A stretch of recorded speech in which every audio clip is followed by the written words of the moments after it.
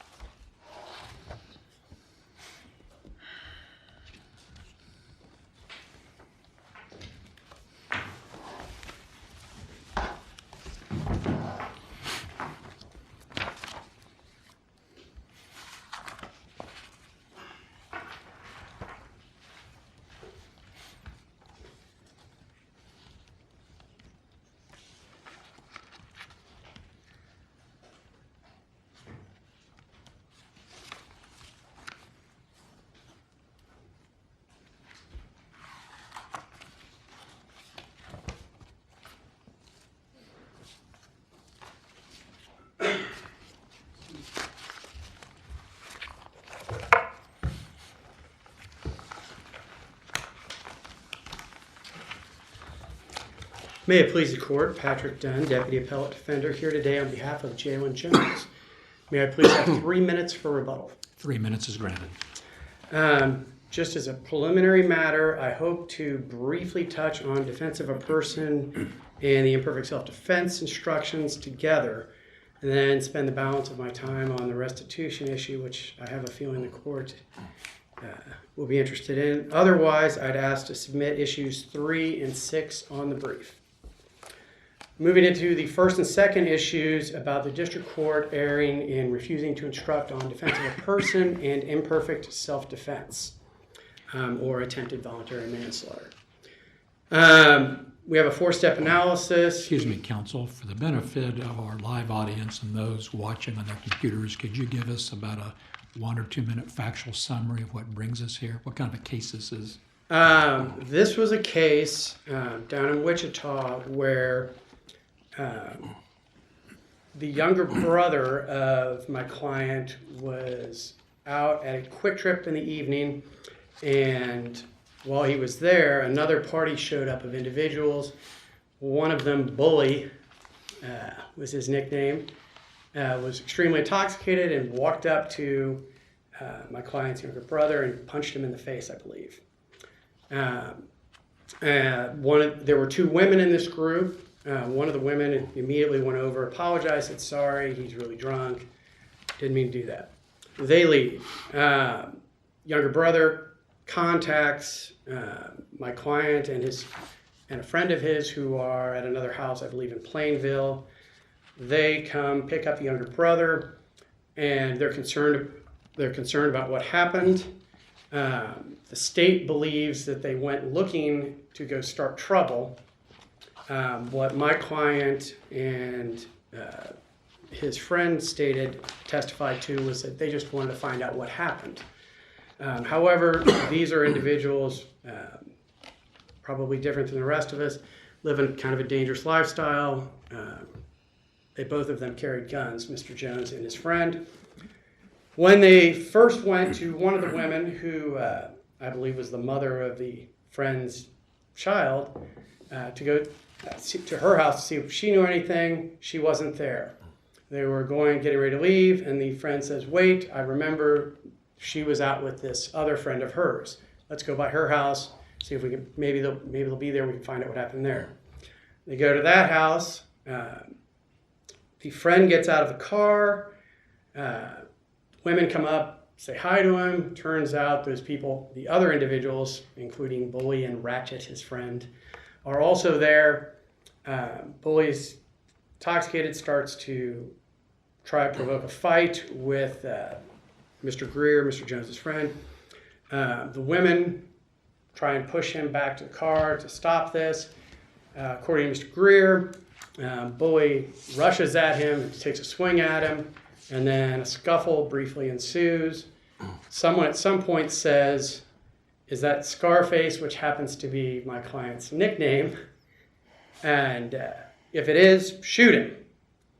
According to my client and Mr. Greer, these individuals had their hands in their pants, and in the front of their pants, which he believed indicated that they had weapons, specifically guns. So they were rushing back to the car, and I believe the women were rushing him back to the car. At some point, Mr. Greer was driving, and from the driver's seat, all of a sudden his head jerked. My client jumped out and fired several rounds. He emptied one gun and started with a second. Yeah, there were two. I believe one of the guns, Mr. Greer's, and I don't remember which one was shot. And that's what he was convicted in regard to that Yeah, and he was altercation. convicted of attempted first-degree murder, premeditated first-degree murder, and aggravated battery. Okay, So. and you're here on direct appeal. Spent a lot of time I didn't want to. I don't want you to run out of time. So I have one question only about the instructions Okay. claims, and that is, it's a pretty basic one, but I'm just a bit confused by the briefing. Are you challenging on appeal a failure to instruct on defense of a person because of his defense of himself and of Mr. Greer, or only of Mr. Greer? I believe the brief challenges both. Okay. At below, the requested jury instructions by the defense were one, and when they talked at the instruction conference, he talked about the other. And I'm going to flip this. If I say which one's which, I'll flip them in my head, and I apologize. Okay. But both were raised below. Defense of another and defense of self-defense. Mr. Shire went through in his petition for review all the reasons the Court of Appeals was wrong. I can go through and provide record cites if the court would like as to where all the evidence is supporting those. I think I went through it largely when I was elaborating the facts there. The one thing, in the interest of time, because I spent a lot more time on the facts than I wanted. Counsel, I'm going to give you a little extra time because you spent a lot of time on facts at my request. So you don't have till noon. But I'll give you a little extra time. I don't want till noon. All right.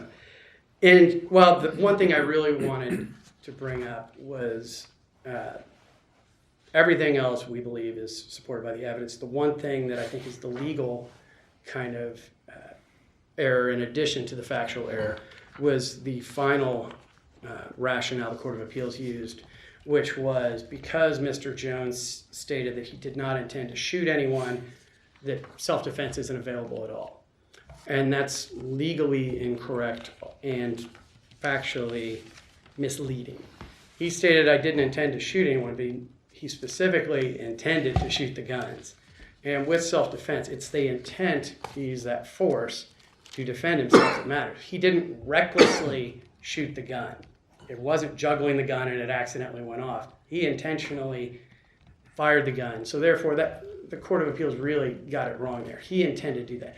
Second of all, with respect to self-defense, you don't have to actually shoot someone to be acting in self-defense. Self-defense encompasses use of force, use of deadly force, and it's questionable whether we want to jump into that rabbit hole. But both of those allow for threatening actions to be the acts of self-defense. And firing your gun he said he shot at, I believe, a nearby truck to try and scare them away. It'd be the same as someone, a bar fight's going on in your movie and someone the bartender pulls out and shoots a shotgun. If someone was threatening to do something. That's to stop things. That is self-defense. I want to stop this without a threat. And frankly, as a policy matter, we should be encouraging people to try and stop whatever violence is going on without killing the other person. I think that's a silly policy that we should be pushing people to shoot anyone.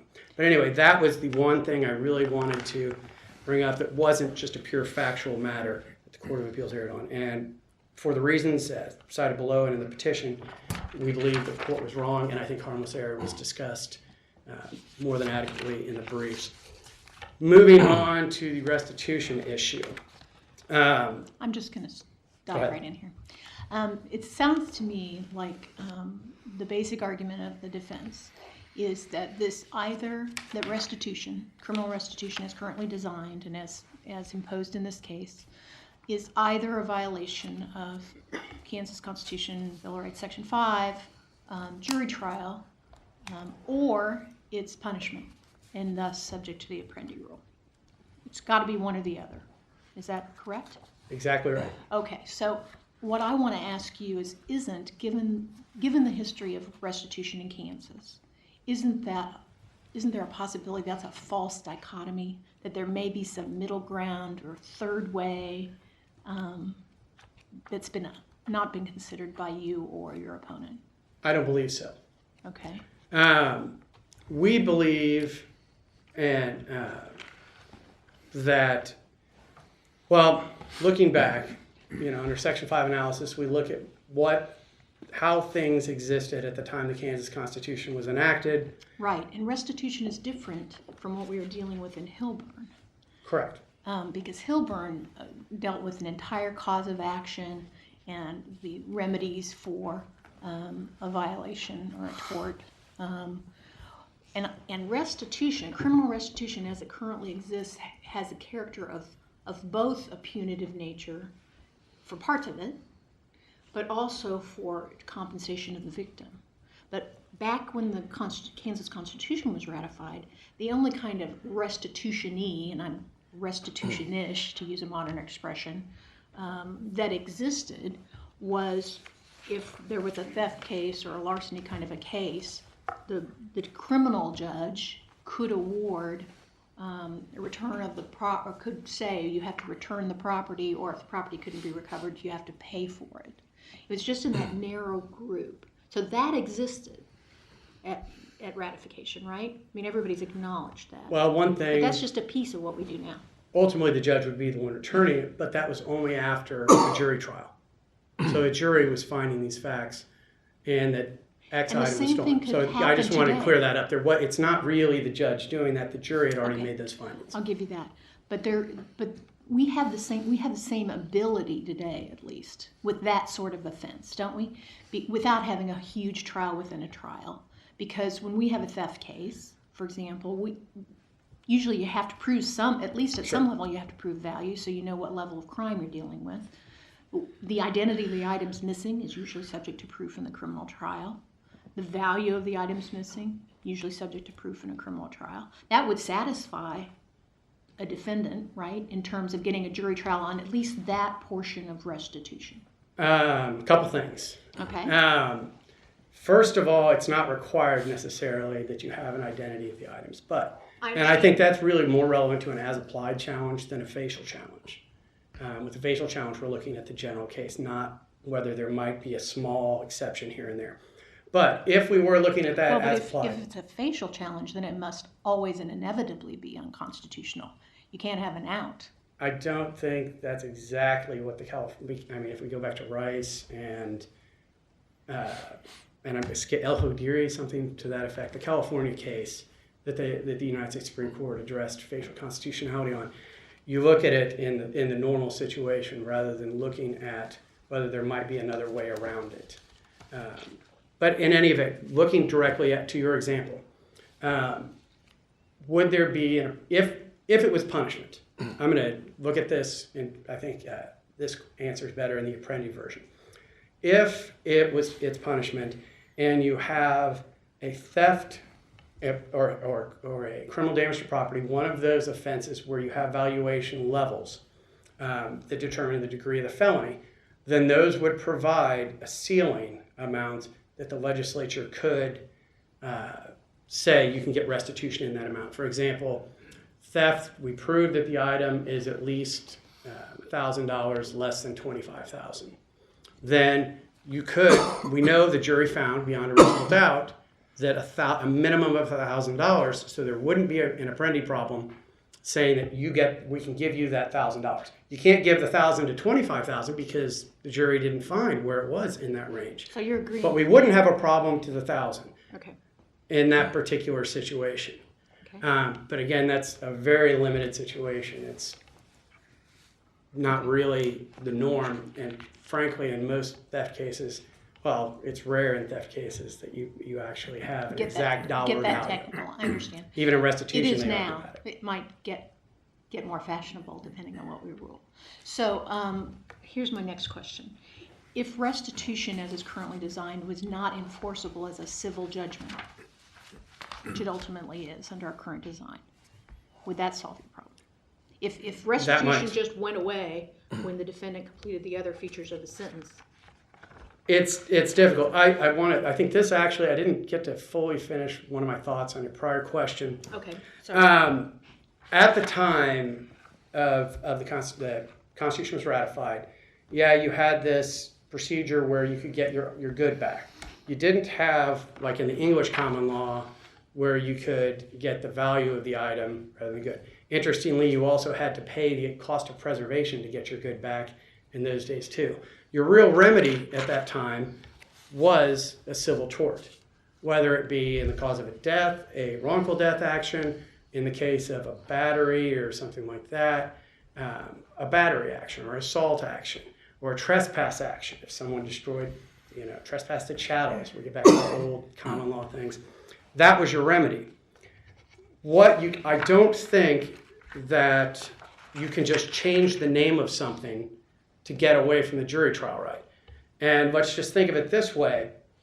You couldn't change the tort of battery to tortious touching to somehow say, no, we have this new tort of tortious touching now. We don't have battery anymore. Now, we said in Haberline, Enterpipe, I think it's easier. We said that we look at what the cause of action, and I think that complies with Justice Stiegel's Section 18, Section 5 analysis there. Justice Stiegel's argument was that Section 18 deals with substantive cause of action. Okay, you're not, even though you purportedly got rid of the tort of battery, you really didn't. You just changed its name. And that's effectively what restitution is doing. No one doubts the purpose of restitution is really to make someone whole. The federal cases say this.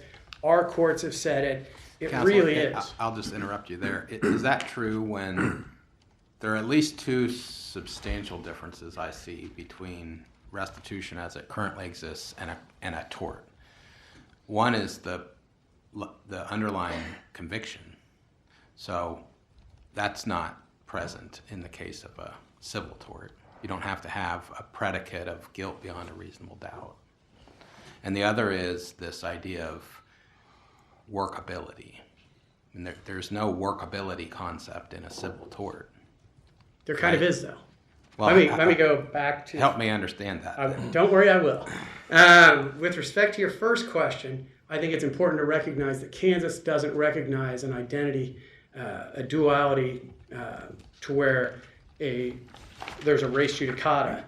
State v. Ragland, I believe, was the case that's cited in our brief that shows that even at the time of the founding, the ratification of the Constitution, you could not say, okay, we have this guilty conviction, we don't need to prove all the elements of our tort. And Ragland discusses that there's different standards. There's no identity of the parties, so that you don't have privity there.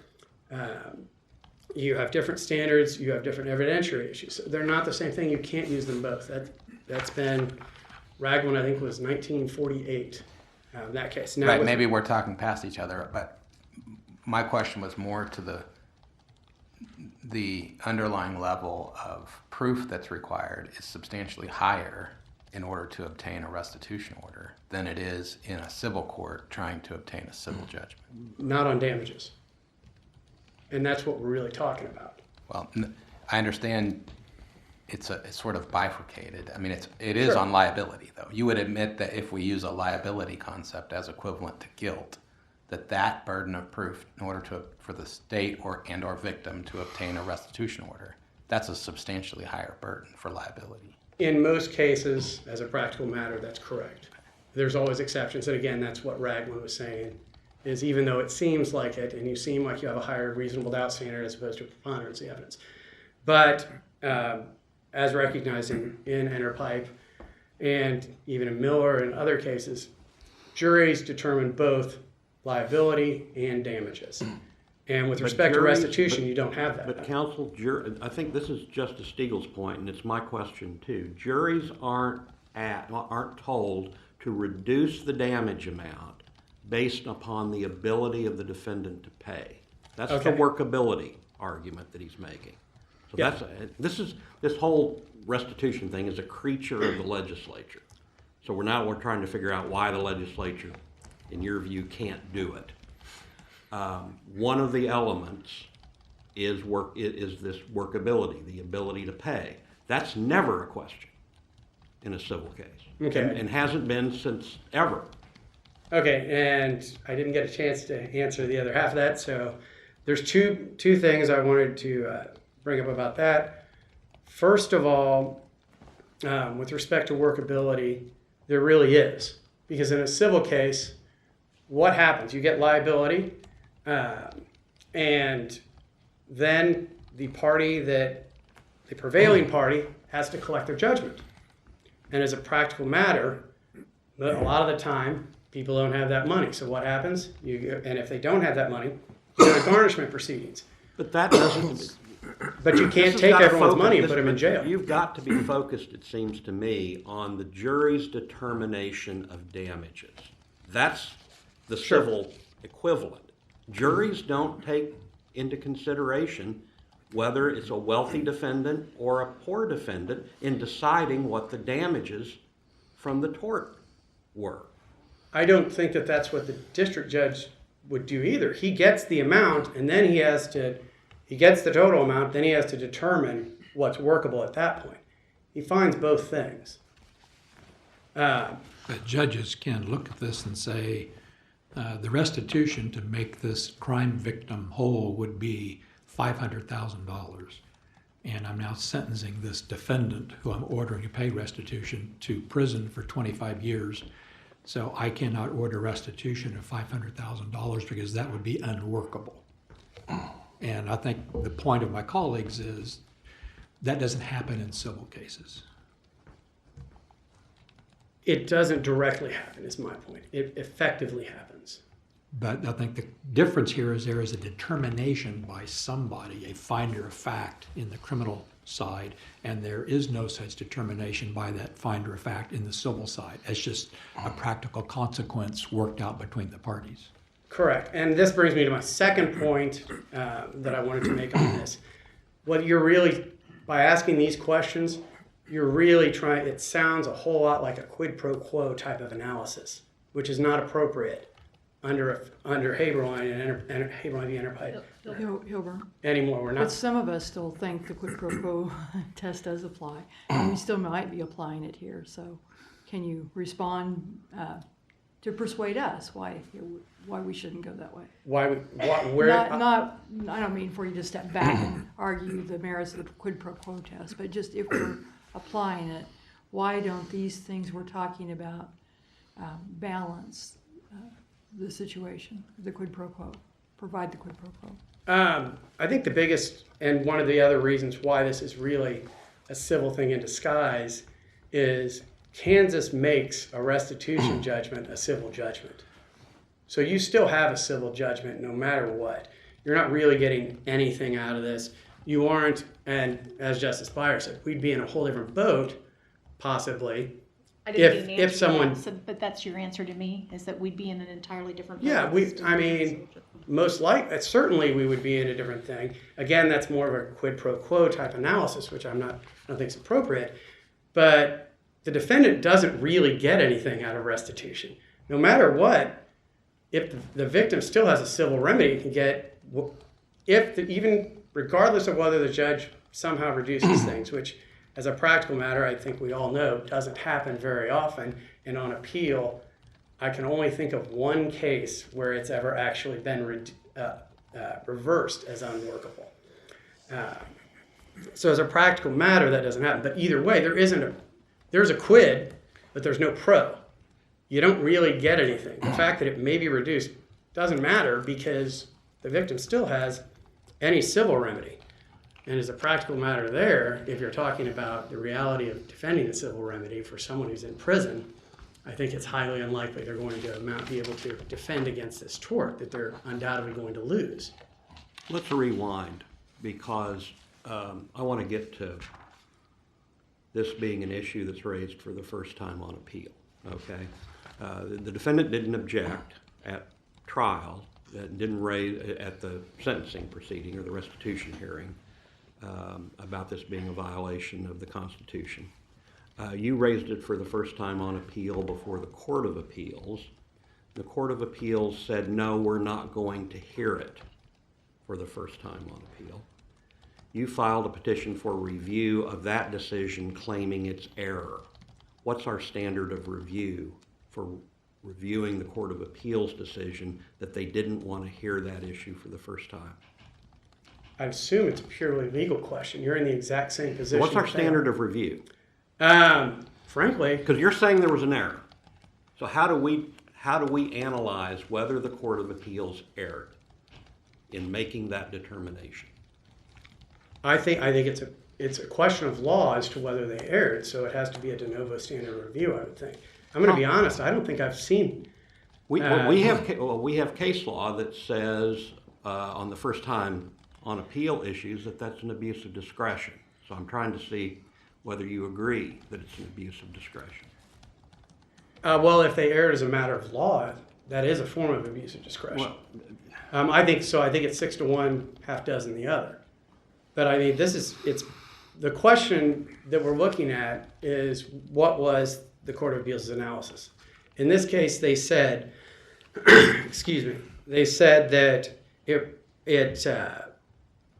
was not a pure question, or they didn't, I believe, address whether it was a pure question of law, which it is. There's no question about that. There's no factual questions involved. how can you say that? Because the court didn't identify what the basis of the restitution was in its order. It just set an amount, said the order of restitution is X, paid to the victim. We're not arguing about the amount of restitution. I We're know, arguing but- about whether you can have it or not, which is a legal But question. what's the basis for it? I mean, it could be, for example, we've had cases where restitution was given for the attorney's fees for a sink proceeding that was required because of the defendant's crime. I mean, that's about several layers removed from that, but and you can have restitution for to a variety of people or entities or that kind of thing, which all seems to get into it. So it does seem to have a factual component to it as to what's the basis for the restitution, who it goes to might impact the jury trial analysis. But I'm still getting down to, isn't it an abuse of discretion standard? I'm not sure that it is when it comes down to a question of law, which is ultimately what we're talking about, because even if it were an abuse of discretion standard, a discretion is abused with an incorrect application You're of the law. saying appellate courts must hear pure questions of law when raised for the first time on appeal. Must, as a matter of law. That's your argument. I think isn't it? particularly when it is a fundamental right, which Interpipe made clear because it used a different type of scrutiny because it's such a fundamental right. And there's no question here we're dealing with Section 5. That's the challenge. Doesn't that Likewise. change our jurisprudence on preservation? And what I mean by that is, at least in terms of the way the exceptions are framed, typically they're framed in a permissive voice, i.e. an appellate court can hear an issue for the first time on appeal. I'll these agree it says exceptions may are- most of the time. Yeah, can or may. The And that's language is- permissive, right? Correct. But you want us to say, no, it's not permissive. This is a pure question of law. And if one of the exceptions can be demonstrated, then the appellate court has no discretion. Must hear the issue for the first time on appeal. Even if we're talking about a discretionary decision, if that discretionary decision is made with an incorrect application of the law or misunderstanding, however you want to phrase it, that is an abuse of discretion. And here we're contending they got it wrong. This was a pure question of law. There is no question this is a pure question of law. Counsel, Well, under that- there were two bases advanced by your colleague in his original brief for why there should be a preservation exception applied. And one was the pure question of law dispositive of the case, but the other one was avoiding a danger of a fundamental right being infringed. It was the third Puckett exception. And finality. It was finally dispositive. No, that doesn't go with that one. No, it doesn't, but that was Yeah. part of the first. I want to focus on the other one. Okay. And my recollection is that the Court of Appeals explicitly rejected that exception on preservation on the basis that it couldn't be fundamental because it hadn't been objected to, which strikes me as an entirely circular statement. Would you agree with me on that point? You just took my response to you away. Okay. If that was the case, then you could never reach anything on appeal that wasn't preserved. You because can't have an obviously, exception that's dependent on you doing what you need the exception for. Yeah, it's circular reasoning, and it's actually appeared. I don't know if it specifically appeared in this case, but in most of the other cases where this issue's been raised, that has been the cut and paste. It was in sort of thing. Jones, it got used in, or it was in Jones, it got used in Patterson, the case Yeah, that's on the Patterson. calendar today. I know there's been several others. 2 or 3. But Thank yeah, I can't see how that can possibly be a valid reason when it would swallow up the exception altogether if that were And the if case. the reason for refusal to apply an exception is illogical, can that be an abuse of discretion, assuming an abuse of discretion standard? Yes, that's exactly what I was saying in terms of Okay. it's an inappropriate based upon an erroneous application of law. And this court's, Before you sit down, we started this with that your claim is either a Section 5 right to jury trial, or this would fit under the Apprende rubric. And we haven't spent much time on the second one, the Apprende rubric. How is this? How does this fit? How is this more than a jury is required if it goes beyond the statutory minimum of what the statute prescribes for punishment? How does this fit in that? okay, let me begin with the short answer of I strongly encourage the court to take 3 minutes and read the 2-page Hester v. U.S. opinion. It explains all of this exactly. Justice Gorsuch there with Justice Sotomayor. And it was dissent, or correct? It was dissent on grading. It was a memorandum regarding the denial of certiorari. Right, but it is a dissent. And Correct. I did look at that, but that's basically your position. And that is exactly the rationale. Blakely doesn't say, if we were to step back, what Apprendi says is any fact that increases the maximum penalty for a crime must be submitted to a jury beyond a reasonable doubt. Justice Gorsuch recognized that Blakely v. Washington made clear what that means. And I can quote, our quote from there, this is from Blakely, not a dissent anywhere. This is the main part of the main majority opinion. Our precedents make clear, however, that the statutory maximum for Apprendi purposes is the maximum sentence a jury may impose solely on the basis of the facts reflected in the jury verdict or admitted by the defendant. That doesn't say solely based on whatever the statute says. If that was the case, where it just mattered what the statute says, we would have never had Gould, because Gould said you could do these upward departures and double something. It matters on what the jury finds. And if a jury's not finding value, which they're not, as Justice Gorsuch mentions, the default typically in most cases is a zero restitution based upon what the jury finds, because they just simply don't find that Yeah, amount. so it's on the case when restitution is claimed for expenses for treatment, expenses for going to the hospital. Jury doesn't touch that in a criminal case. So the point is that that's beyond the statutory minimum that a jury found, therefore that's subject to Apprendi, and a jury would have to. Correct. That's essentially the. And this may be a case of be careful what you wish for, to Yeah. be totally honest. Secure. Occurred to me. Right. Were you We have finished, time, Judge? we have time for one more question. I think Justice Lugert had a question earlier Sorry. and got cut off That's by okay. me. We've moved past. Okay. So, with Hester in mind, that also explains where Huff went wrong, saying, "Oh, it's within the statutory maximum," and with the cases cited by the federal cases, circuit cases cited by the state, saying that, "Oh, it's not a maximum problem." There's no problem because it doesn't meet the maximum. The reality is, it exceeds the maximum authorized by the jury's verdict. The jury's verdict does not give that number, And frankly, restitution, the reality is, in plea cases, you can have restitution that doesn't have anything to do with the actual conviction. Right. Counsel, I think we understand your position. Okay, See you on rebuttal. all right, thank you. you.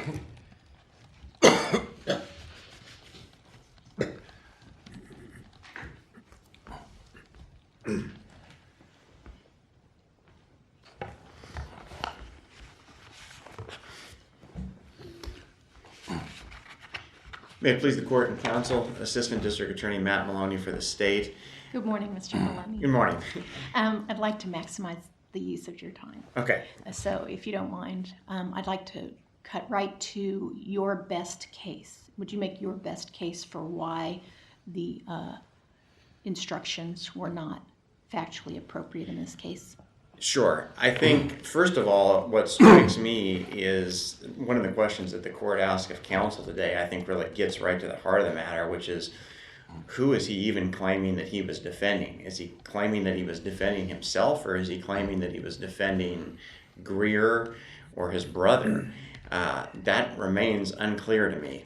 Counsel's correct that below in his motion, he argued that he was defending another, which I think would be Greer. Then I think at the instructions conference, he focused on self-defense. In the brief, I don't know that he really clarified one way or the other or distinguished specifically. So, but when you actually read through substantively, it would appear that he's generally arguing that he was defending himself. I think there are three very strong points that the state has on its side, and all three of which the Court of Appeals agreed with. One is that he was the initial aggressor. He and his brother and Greer essentially hunted down these people. They went to two different locations to find them on that night. The victim and his friends were sitting on a porch minding their own business when the defendant and his brother and Greer showed up unannounced and uninvited and started this confrontation. I think it's a scary concept to think that if I'm sitting at my own house unarmed, that somebody can come to my house armed with weapons, call me out into the street, start an altercation, and then shoot me and say that that was in self-defense. So I think the initial aggressor argument would be the first strong point.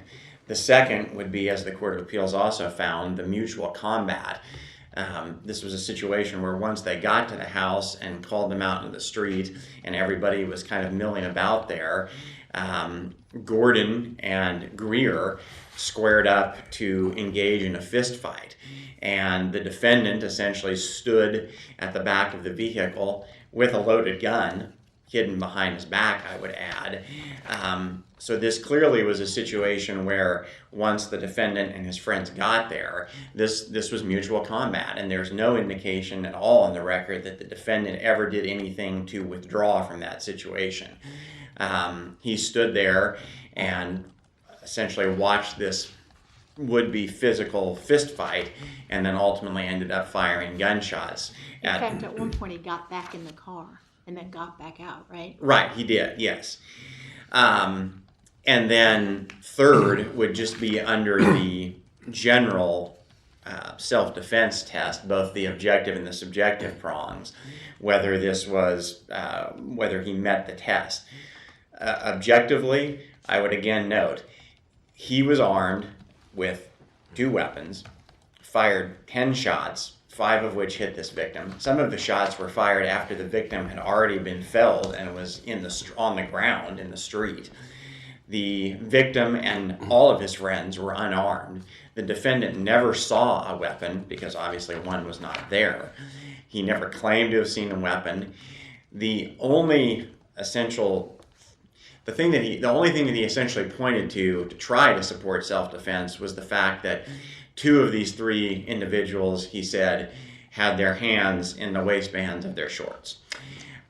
Have you read our State v. Qualls cases? There's about 3 of them. They've been back and forth, but the last one, basically some of the factual scenarios is similar to this. And one of the allegations was the victim was unarmed, but the defendant saw, or what he believed, him reaching for a gun in his pocket. And ultimately, we reversed the third time and said, no, a self-defense instruction was warranted. And I don't know if you're familiar with that case, but can you distinguish it? It's been a little while since I've read it. I know that I cited in my brief, I believe salary was another case where the opposite conclusion was reached, where I think the defendant had claimed that he saw something. He saw the victim do something that made it look like he was reaching a gun, and in that case, the court did not reverse. I think, like anything, it would depend on all of the facts and the circumstances. And here, I think, just from a practical standpoint, these guys were wearing basketball shorts, and anybody who's ever seen basketball shorts or baggy shorts like that, to think that that could be some place where somebody could conceal a gun strikes me as, frankly, ludicrous. I think any time that you have that, I know when I go to the gym, if I try and put my cell phone in the pockets of my workout shorts, it's difficult to do so.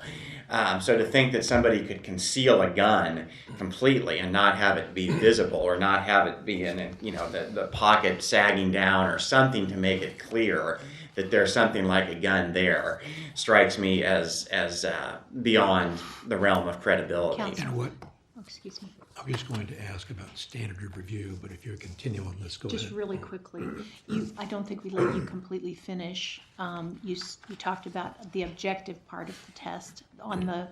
On the imperfect self-defense, we don't have the objective part. We just have a subjective belief. Right. So what's your best case on subjective belief? I think the Court of Appeals was on the nose on this one in saying that the most important reason why he can't meet that is because of his very specific testimony that he did not intend to shoot anybody. And I know opposing counsel today has argued that self-defense doesn't require that you actually shoot at somebody or intentionally shoot somebody. I don't know that counsel cited anything for that proposition. I know that the Court of Appeals panel on page 10 of the slip opinion cites some case law that indicates that self-defense is the intentional use of reasonable force to fend off an attacker, and then goes on to say, citing another Court of Appeals case, that self-defense is when somebody intends to inflict injury on the attacker. So to the extent that's correct, counsel is wrong in suggesting that simply firing shots in the air or shots at a truck or just shots to try and get somebody to leave by scaring them would be sufficient. This defendant very clearly said that he was not trying to shoot anybody. He basically acknowledged that despite the alleged verbal threat, that he wasn't really paying attention to that. He heard this alleged threat, and then he just continued watching Greer and Gordon circle each other as if they were going to get in a fist fight. And he then, I think it was after that he then had gone back to the car. So That's what I was just What going to if ask. you- He got back in the car after that threat was made and then got back out, didn't he? yes, so clearly this was not something where he heard this alleged comment and felt that there was an imminent threat. Again, remember, he already had the gun. He had the gun hidden behind his back from the moment that he got out of the car the first time. So to think that he would hear this alleged comment and feel the imminent need to use force, and yet he would then take the time to go back to the vehicle, would indicate that, again, he subjectively did not believe that he or anybody else was in imminent need of using force. If so, he would have immediately fired at that point. And again, I would also just point to the circumstances of the shots themselves. He fired 10 shots, some of which were fired after the victim was already on the ground in the street. So the circumstances surrounding the shooting as a whole, but especially his testimony that he did not try to shoot anybody, would be logically inconsistent with a self-defense claim. If there are no further questions on the instructional issues, I would turn to the restitution issue. My hope would be that my comments would be relatively brief on this. I know it's a complex issue, but my argument, as I made in the supplemental brief, I think is relatively straightforward. First of all, we Can do I ask strongly about the make... preservation issue first? Yes. Can you just respond to my observation about the circularity of the Court of Appeals rejection of the one exception? Yes, and I appreciate that question because it's one that I noticed as I read that opinion. When I look at it and try and reconcile that, I did initially see the circular or potentially circular logic. But then as I read it again, what the Court of Appeals said was that it's hard to say, it couldn't be a fundamental right when the defendant did not object to the imposition or amount of restitution. So I think one way of reading that is to say that the Court of Appeals is making the point that it's not just that he didn't raise this constitutional challenge or a Section 5 challenge. It's that he didn't even object to anything having to do with restitution. So if it truly is a fundamental issue, I think that maybe in the Court of Appeals view, it defies logic to think that he would not have at least objected to the imposition or the amount of restitution on some level, even if he didn't raise this specific. Two different kinds not- of fundamental, though, isn't it? I was just going to say, so not objecting to something automatically says it cannot be a fundamental right? That Am I is understanding you correctly? well, again, that's simply my best interpretation of what the Court of Appeals meant by that, because I did too, like your honors and like opposing counsel, I did recognize that there was potentially some circular logic there, saying that no, the exception to raise something on appeal for the first time can't apply if you didn't raise it below. So that's not your position. You're just trying to make the best of what the Court of Appeals decided? I think, that's my best effort to understand what they're saying and to make some sense of that. And I do think on some level it does make sense to say that if an issue is truly fundamental, that a party would, on some level, object to it. Again, And they cite the Fourth Circuit. Excuse me, I'm sorry, go ahead. Justice Yeah, Miles. go I ahead. had cut you off. It's Do you? okay. Go ahead. I Okay. think you got Go to ahead. where I wanted to get to. I think you're trying to put the best face you can on that. We get that. hopefully. Well, they cited the Fourth Circuit opinion, the Dudley opinion, which kind of goes to the next level, saying that the parties want us to turn the world on its ear, which striking down the restitution statutes would do. And we shouldn't do that in the context of a case in which the defendant didn't argue about the amount of the restitution or even the concept of restitution, and now they're having to wrestle with it on appeal. I'm not validating it. I'm just saying they didn't just come up with it. They're citing to Right. a Fourth Circuit decision, which adds some dimension to it. So that's just something we're going to have to look at. And again, I think there is some logic to that, as you point out, to think that a major, defendant's arguing obviously for a major change in the law. And is that something that's appropriate to do in a case where the issue was not raised for the first time until it was on appeal? But this is a pure legal issue, right? The constitutionality is a pure legal issue It here. is. He's It not is, yeah. challenging any factual components of the restitution here. Right. Yeah. Okay. I think Well, we there's beat still that this horse threat. pretty good. Oh, I'm sorry. I'm sorry. Maybe we haven't beat the horse quite good enough. This this threshold issue about the nature of restitution is it civil proceeding or punitive or criminal in nature, and if it is civil in nature, I mean we have a long tradition that you can waive your civil right to a jury trial by simply not asserting it. We've got statutes that specifically say you have a time limit in which you have to assert your right to a jury trial.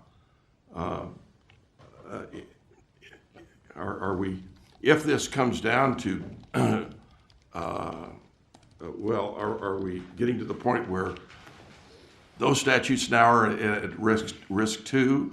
That the question is how do you perceive the waiver of this right? And is the Court of Appeals is simply saying when Jones did not object to the imposition of, he didn't ask for a jury trial. He didn't raise the prospects of a jury trial. What do we do with that? I think that's another possible way of looking at what the district or what the Court of Appeals is saying. Perhaps is that if that's to the extent that the defense is trying to equate this to civil case law or civil punitive damages. And to the extent that, as Your Honor points out, that that's something that can be Not punitive, just compensatory. right waived in that context. And then just briefly to again touch on the preservation, obviously the other argument that the defense is making is that this is finally dispositive of the case. Two responses to that would be, I mean, clearly it's not dispositive of the case as a whole. There are other issues on this appeal, but even if you were to read that more narrowly and say dispositive, finally determinative of the issue, it's not. Even if this court were to rule that the issue, to resolve the merits of the constitutional challenge in the defendant's favor, that wouldn't resolve the issue in the sense that what the defendant would want then would be his right to have a jury end up making that determination. It wouldn't mean that this defendant would automatically be off the hook for restitution. The issue of restitution, damages, whatever word we want to attach to it, would still be something that could be determined by a jury if the defendant gets if the his way. statute's unconstitutional? There is no statutory mechanism to establish and award restitution. Facially unconstitutional. Well, I guess, yeah, to the extent that the entire statute would be unconstitutional, there wouldn't be anything in the criminal statute that would allow for that then. There wouldn't be anything to remand. Yeah.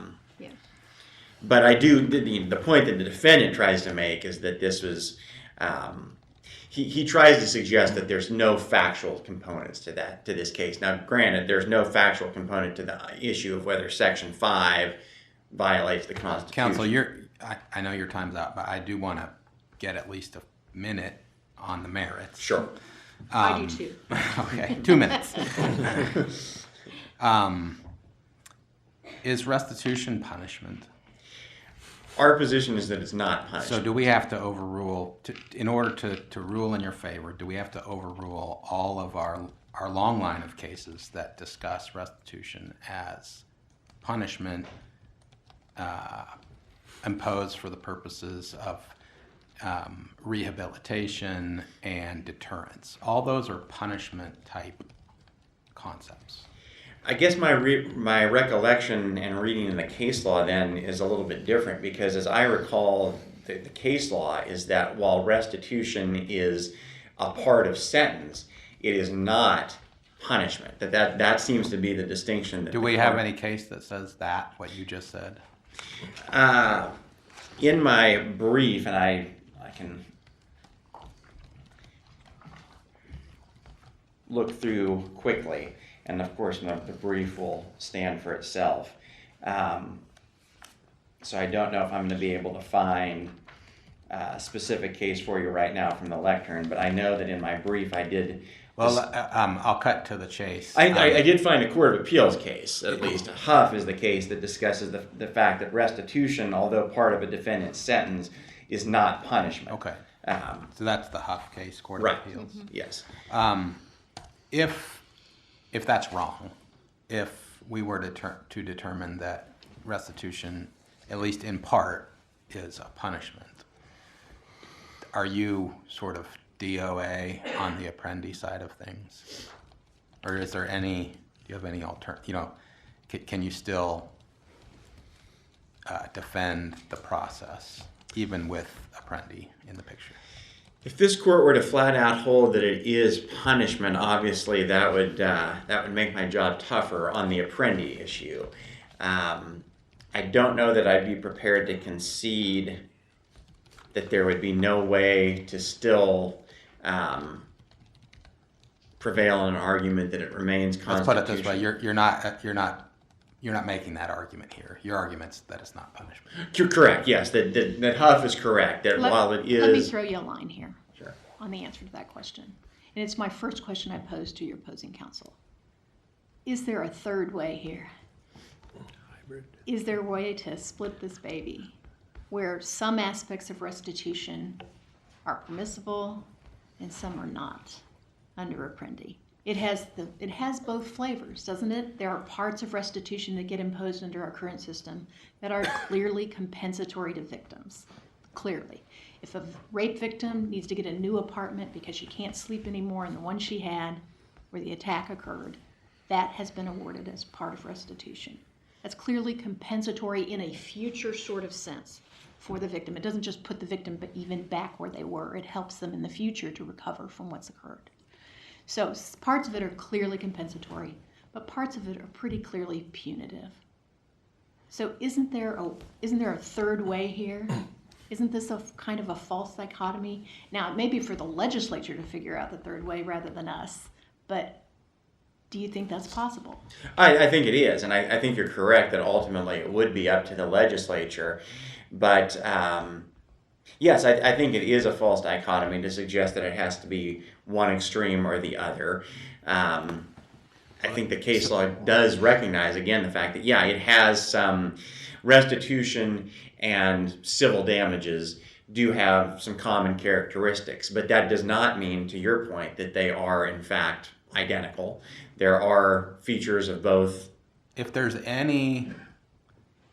is a mixed bag, as Justice Byers is suggesting, serving a dual purpose, if any of that purpose is punishment, isn't there still an Apprendi problem? Even if it's only 1% or 10%, or can we draw that line somewhere? There certainly would still be, there's obviously the potential for an Apprendi problem with respect to the aspects of it that could be deemed punishment. And I certainly, in this context, am glad not to be the legislature to have to make that decision of trying to separate those things out. Again, it's our position that it's not punishment.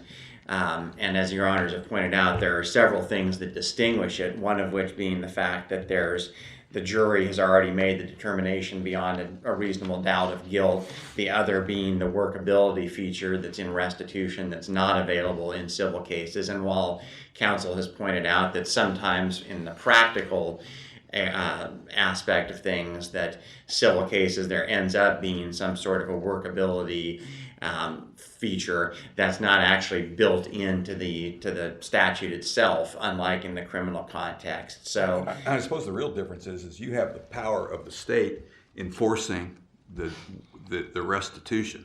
If you don't comply with the restitution order as a result of a criminal case, you can't discharge it in bankruptcy. You can be deprived of your liberty if you don't pay it. There's all kinds of consequences that distinguish this from just a civil damage finding and order. There is that, and I think that's the difference here, and that's what's troubling. I don't see how you get closer to the civil realm and not out of the punishment realm in these situations.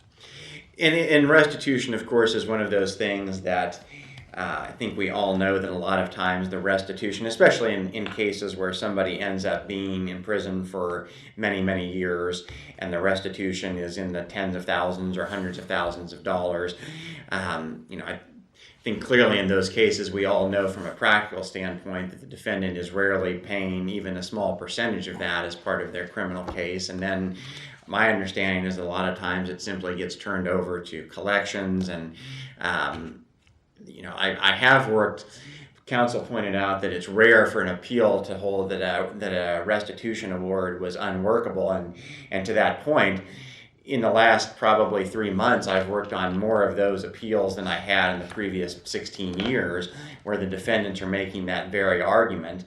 And in one of the recent cases I did, the district court judge extended probation, gave him the 60-month extended probationary term, but he recognized that even at the end of those 60 months, it was unlikely that the guy would have come close to paying it. And so the consequence is your extended probation for 60 months, 5 years, 4 years, 10 months into it, you haven't made a restitution payment for whatever reason, you can be deprived of your liberty. The original sentence can be imposed as a result of not paying the restitution order. And I don't see how that does not fit in the punishment realm of things.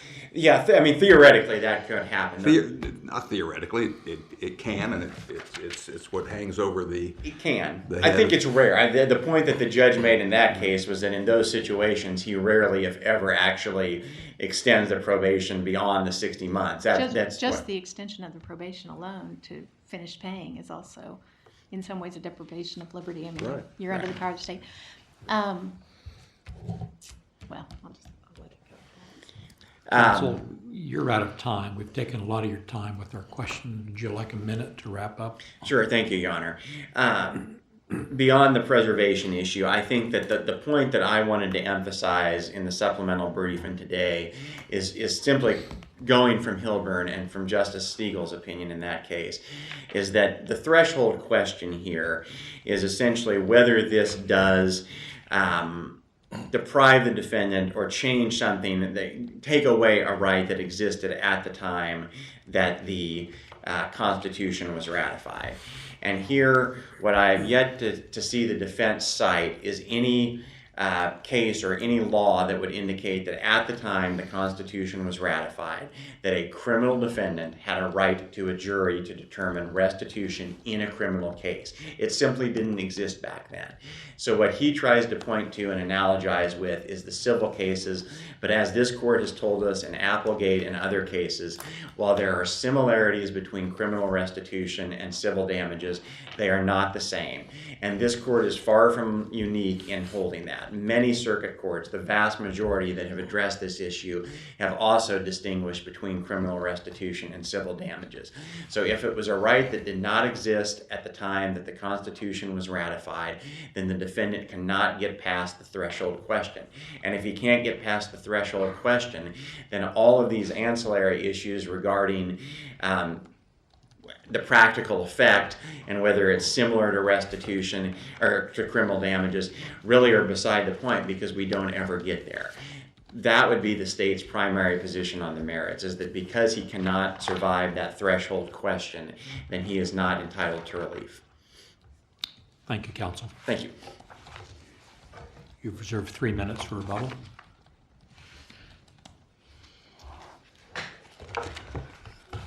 I just want to touch briefly on counsel keeps hammering on the threshold. As we discussed before, restitution did exist, albeit in a much more abbreviated form at the time our Constitution was adopted. And you did have a jury trial right on those findings. You could not return those items unless there was a jury finding of guilt. Or,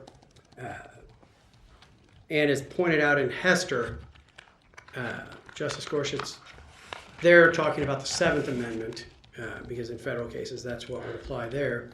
But that the history was, in America, juries determined the restitution amount. So whether you think of it as in terms of you're just calling a civil tort a different name, or whether you look at it as restitution, did it exist? Yes, it existed. You had a jury trial right. Civil tort, yes, you had a jury trial right. In Re LM, even in there, it's cited below, says Section 5 applies to both civil and criminal matters if it existed at the time the Constitution was ratified. But it only existed in the property sense, right? In that sense. At the time of the Constitution. I mean, take Justice Byers' example about the apartment for the rape victim who had to move from there. That didn't exist back then. The compensation to the Property Compensation Commission, or all those other entities that can receive orders under a restitution, can receive payments under a restitution order, all of that's a creature of the legislature. You don't try to throw a net around all of that, do you? Well, you can broaden any civil cause of action or reduce it. The courts recognize that. But if the cause of action existed at the time, that's what matters, and that's the procedural protections you get, the jury trial right. In Enterpipe, that was the question there, and the court recognized there, causes of actions may come and go. If a cause of action gets abolished by the legislature, which no one said that can't happen, then by definition, you don't have a jury trial right anymore. You don't automatically have a Section 5 problem just because, say we got rid of the tort of battery. There is no Section 5 or problem medical now. malpractice. Sure. I mean, you do any of these things. If you got rid of it, I understand the jab there. Yeah, just hypothetically, just to name one any particular tort. random cause of action. My point remains. The restitution action existed at that time. Let me ask you real quickly about that. The limited restitution that was available in 1860s, is it your argument that there was no fact-finding done by the judge? The facts were already found by the jury. The fact of liability or guilt was found, but wasn't there the ability of the court to make a valuation finding? No, they didn't do valuation then. You only got the item back. If you look at, like, if you're going back to Blackstone, which isn't what we had. We got rid of that in Kansas. There was no ability for the court to order the No, if you look to the equal territorial value laws, or what have you. that was not available. It was just return what you took. And you had to pay for the costs of preservation. How do you determine those? The defendant had to pay. No, the victim. The victim had to pay. The victim had to pay, not the defendant. So in fact, So there is no fact finding that the defendant had to do that. It was Section 288 of territorial laws. I found them. They're available online. You don't even have to come down here anymore. And Blackstone's available online now too, though difficult to read because it's in its original strange S version. Counsel, would you like 30 seconds to wrap up? I wanted to. You do or do not? No, as always, at my peril. I did want to touch on one thing back with respect to the jury instructions. The cases that the state and the Court of Appeals relied upon to say you have to intend to injure someone were pre-legislative, very important legislative changes that I might remind the court was responsible for when the court said that a threat is not the same as actually intending an injury. And the legislature, in response, changed what ultimately is now 5221 to say that you can threaten someone in the use of self-defense. It does not have to be. So the case law relied upon, which I believe is a 95 case, was long before the statute changed and is no longer valid on that matter. So you're asking us to do what? Well, with respect to the convictions, we would ask the court to reverse those convictions and remand for a new trial with appropriate jury instructions on both self-defense and attempted involuntary manslaughter, imperfect self-defense. and if that happens, the restitution issue is moot. Well, that would make that moot. If the court does not reverse on those, then we would ask the court to find the restitution statute facially unconstitutional, and I would also point out that it is finally dispositive, as Justice Stegall pointed out. That would mean there is no statute and no ability to impose restitution, so the question of restitution just becomes whether or not there's a civil matter outside of this. That is not a matter of this case, so therefore it is finally dispositive. Very well. Thank you, counsel. Thank you. Thank you both for your arguments this morning. Court will take this matter under advisement